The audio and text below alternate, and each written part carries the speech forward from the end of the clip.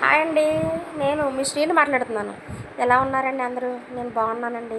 మీరు కూడా బాగుండాలని కోరుకుంటున్నానండి. ఈరోజు మనం మా స్పెషల్ అండి, కోనసీమ స్పెషల్ తోటకూర లివర్ కర్రీ చేసుకుందామండి. చాలా చాలా స్పెషల్ అండి. వండి చూసిన తర్వాత మళ్ళీ మీరు నాకు చెప్పండి ఎలా వచ్చిందో ఏంటో అన్నది. సరేనండి. ఫస్ట్ కర్రీలోకి వెళ్ళిపోదామండి. లేతగా ఉన్న తోటకూర 3 కట్టలు తీసుకోండి. దాన్ని కొంచెం మీడియం సైజులో కట్ చేసి బాగా కడిగి వేడి నీళ్ళు వేసి ఉడకపెట్టండి. ఉడకపెట్టిన తర్వాత అది చన్నీళ్ళలో వేసి గట్టిగా పిండేయండి. పిండేసి మిక్సీ గిన్నెలో పేస్ట్ చేయండి. అండ్ మర్చిపోయాను, ఇందులో 2 పచ్చిమిరపకాయలు కూడా వేసాను, మీరు మర్చిపోవద్దు. ఇదిగోండి మిక్సీలో పేస్ట్ చేస్తున్నాను చూడండి. మిక్సీ ఏంటి రెడ్గా ఉందనుకుంటారేమో, నేను టమాటో ప్యూరీ కూడా చేశానండి దీనిలో, అది కూడా కావాలి. ఫస్ట్ టమాటో ప్యూరీ చేసాను తోటకూర ఉడికే లోపల, అందుకనే కొంచెం అదే గిన్నెలో వేసేసానండి. అంతే తప్పితే ఏమీ లేదండి, ఇంట్లో చేసుకునేదే కదండి. సరేనండి. ఇదిగోండి పేస్ట్ అయిపోయింది చూసారా, ఈ రకంగా పేస్ట్ చేసుకోవాలండి. చేసుకున్న దాన్ని బౌల్లో వేసుకొని దీనిలో ఒక 2 స్పూన్ల వరకు శనగపిండి వేయండి. 1 స్పూన్ వచ్చి కార్న్ఫ్లోర్ వేయండి. 3 కట్లకి చెప్తున్నానండి నేను, ఇది 7 మెంబర్స్కి ఎగ్జాక్ట్గా సరిపోద్దండి. కార్న్ఫ్లోర్ వేసిన తర్వాత సరిపడా సాల్ట్ వేయండి. తర్వాత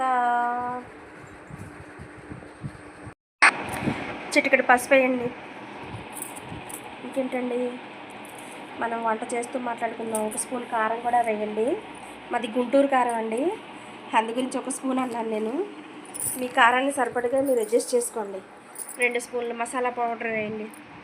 1 స్పూన్ అల్లం వెల్లుల్లిపాయ పేస్ట్ వేయండి.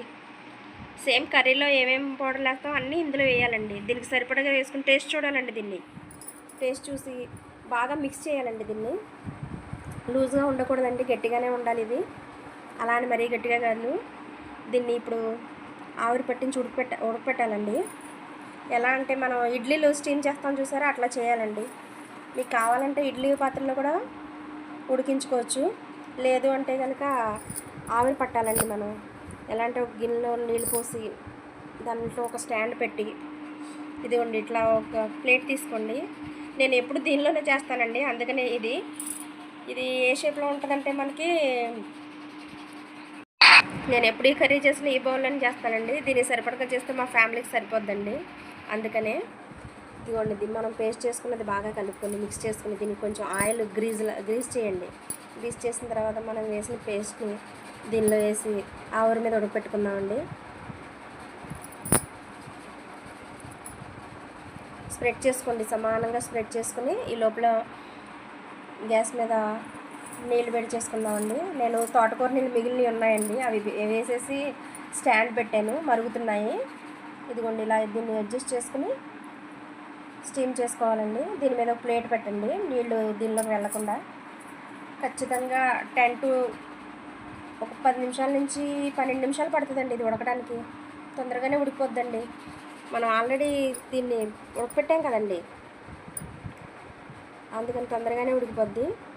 ఒకసారి చెక్ చేయండి ఉడికిందో లేదో, ఒక టూత్ పిక్ అని ఏదైనా చూసి దాన్ని ప్రెస్ చేశానంటే మీకు తెలిసిపోద్దండి. నేను ఫోర్క్తో చూశాను, అయిపోయింది, తీసేస్తున్నానండి. ఇప్పుడు దీన్ని డిమోల్డ్ చేసుకుందామండి. ఇదిగోండి ఎలా వచ్చిందో చూసారా, కేక్ ప్యాటర్న్లో వచ్చింది చూసారండి. దీన్ని ఇప్పుడు మనకి నచ్చిన షేప్లో కట్ చేసుకుందామండి. వేడిగా ఉందండి, చాలా వేడిగా ఉందండి. పిల్లలు ఇంటికి వచ్చే టైం అయిపోయిందండి స్కూల్ నుంచి, అందుకనే కొంచెం త్వరగా చేస్తున్నాను. యాజ్ ఇట్ ఈజ్గా నేను చెప్పిన టిప్స్ ఫాలో అవుతూ మీరు చేశారంటే మటన్ కూడా సరిపోదండి.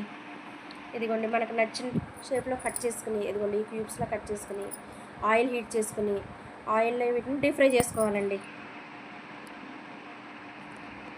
డీప్ ఫ్రై అనండి ఇది, కానీ ఆయిల్ అంతా పట్టదు, మనం కర్రీకి వాడుకోవచ్చు ఈ ఆయిల్ కావాలంటే. అవి ములిగేంత ఆయిల్ వేసుకుంటే సరిపోద్దండి. అది డీప్ ఫ్రై అయిపోయింది. పక్కన మళ్ళీ ఇంకో బాండీ పెట్టుకుని కర్రీ ప్రిపేర్ చేసుకుందామండి. ఇప్పుడు మనం ఆయిల్ బాండీ హీట్ ఎక్కిన తర్వాత ఆయిల్ వేసానండి నేను. ఆయిల్ కూడా హీట్ ఎక్కిన తర్వాత ముందుగా పచ్చిమిర్చి వేసుకుందామండి. అందులో 2 వేసాం కదండి, ఇది ఘాటుగా ఉంటాయి గుంటూరు మిర్చి, అందుకనే నేను 2 వేస్తున్నాను. సరేనండి. అందుకని వేగుతుండగానే ఉల్లిపాయలు కట్ చేశాను, ఉల్లిపాయలు కూడా వేసేసాను.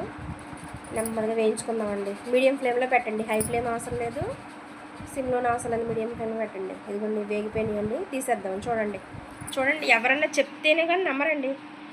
మీరు చెప్పకుండా నాన్ వెజ్ అని పెట్టండి, మీకే తెలుస్తుంది. అదిగోండి ఈ సైజులో కట్ చేసి ఉంటుంది, చూసారండి. సేమ్ మటన్ లివర్ ఎలా ఉంటుందో అట్లానే ఉంటుందండి, టేస్ట్ కూడా అలానే ఉంటుందండి. మనం వండేటప్పుడు స్మెల్ కూడా అలాగే వస్తుంది. మీరు ఫస్ట్ టైం ట్రై చేస్తున్నా, ఆల్రెడీ ట్రై చేస్తున్న నా పద్ధతిలో చేసి చూడండి, ఎలా ఉందో చెప్పండి నాకు. ఇదిగోండి ఉల్లిపాయలు వేగుతున్నాయి. ఇందులో కూడా ఒక స్పూన్ అల్లం వెల్లిపాయ పేస్ట్ వేసానండి. తోటకూర పేస్ట్లో కూడా ఒక స్పూన్ వేసాం కాబట్టి ఇందులో ఒక స్పూన్ వేస్తే సరిపోతుందండి. బాగా ఫ్రై చేయండి, సరేనండి. దీనిలో కూడా చిటికెడు పసుపు వేయండి, వేసి బాగా కలిపి కొంచెం కల్లుప్పు వేస్తే అండి తొందరగా వేగుతుంది, అందుకనే కొద్దిగా కల్లుప్పు వేసాను నేను.